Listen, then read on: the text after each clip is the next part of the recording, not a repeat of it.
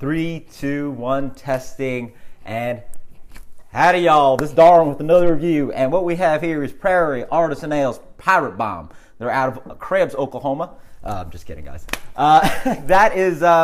This is pretty much what my Halloween costume will be. So I thought it'd be appropriate to, put it on before Halloween and review this beer that you guys wanted to see me review, Pirate Bomb. So this is basically Prairie Bomb, which is a 14% Imperial Stout from Prairie Artisan, and it is brewed with, coffee, cocoa nibs, vanilla beans, and chilies. And so yeah, 14%, and then they rum barrel age it, and that's why it's pirate. And it's fitting for Halloween, right? Like there's a skull on there, there's some pirate paraphernalia, if you want to dress up as a pirate. So it fits exactly for the theme that we're going for. Perfect that Halloween is coming up, so there we go. By the way, I also let this beer warm up. It's like cellar temp / room temperature. It is getting cool here in New York, so and also that awesome cap, whatever that fish is. It almost looks like Hayao Miyazaki kind of like a fish, but anyway. Let it warm up all the way. It's pretty much cellar temperature. What I've noticed is that as I drink more and more beer, I like beers getting warmed up more and more. Basically, I find that you're able to dig into the beer more. You're finding a lot more good things and even flaws. For me, the test of a really good IPA or double IPA is actually letting that beer warm up all the way and seeing how much sweetness is behind that beer, how much bitterness is behind that beer. Because for me, an IPA or double IPA should be great throughout the entire experience, and you might sometimes find flaws in a beer being overly sweet or overly bitter with an IPA as it warms up. So try that for yourself. Let me know what you think about warming up beers, but this is pretty warm. So the beer pours out pitch black. I mean, it is beautiful, really nice and thick. A lot of that sort of like brown. I forget what it's called, but basically it sticks to the glass. The beer sticks to the glass and just leaves a brown film rolling down the glass. Gorgeous dark brown head on that. Let's get the aroma on this. Ooh, that is amazing. Jesus. Wow. I get fresh peppers, lots of coffee, a nice burst of this kind of milk chocolate, dark chocolate, like a pungent dark chocolate. There's no cinnamon in here, right? Yeah, it's not cinnamon. It's spiciness. So it's sort of, I guess, the coffee and the rum barrel offering this kind of like bright kind of spicy note, and the chilies, obviously. A lot of just dense brownie kind of chocolate, like brownie batter kind of chocolate.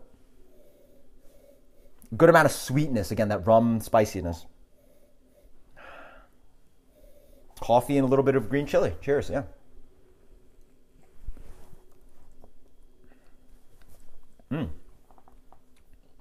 Whoa. Yeah.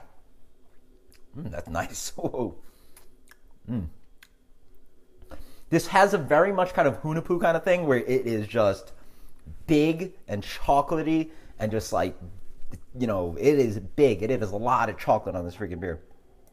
In the front, I get this kind of the chili pepper, the green like pepper skin kind of flavor.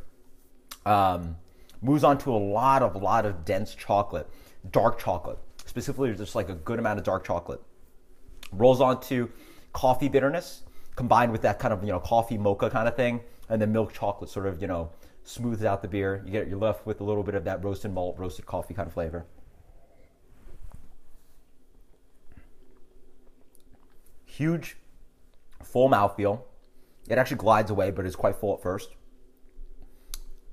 Medium spiciness, not very spicy.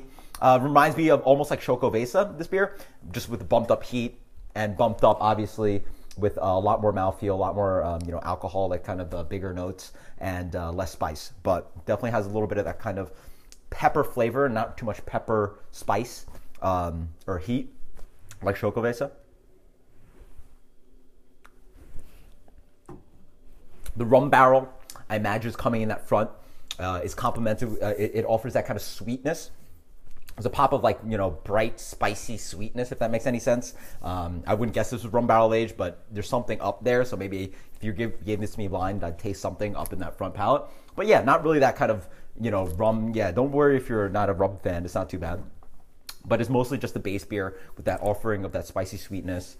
In general, all the flavors are there. It's a big, chocolatey base beer in general.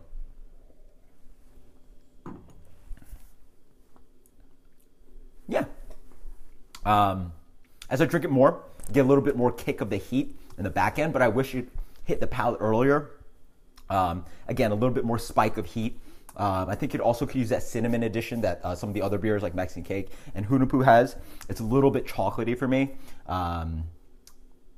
which makes it also slightly big of an imperial stout. So like the spice doesn't cut away at some of the heat from the alcohol, like alcoholic heat or rum barrel heat.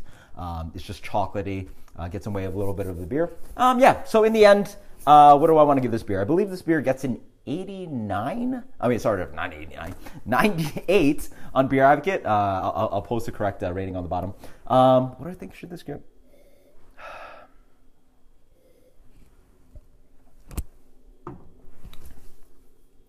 Delicious stuff.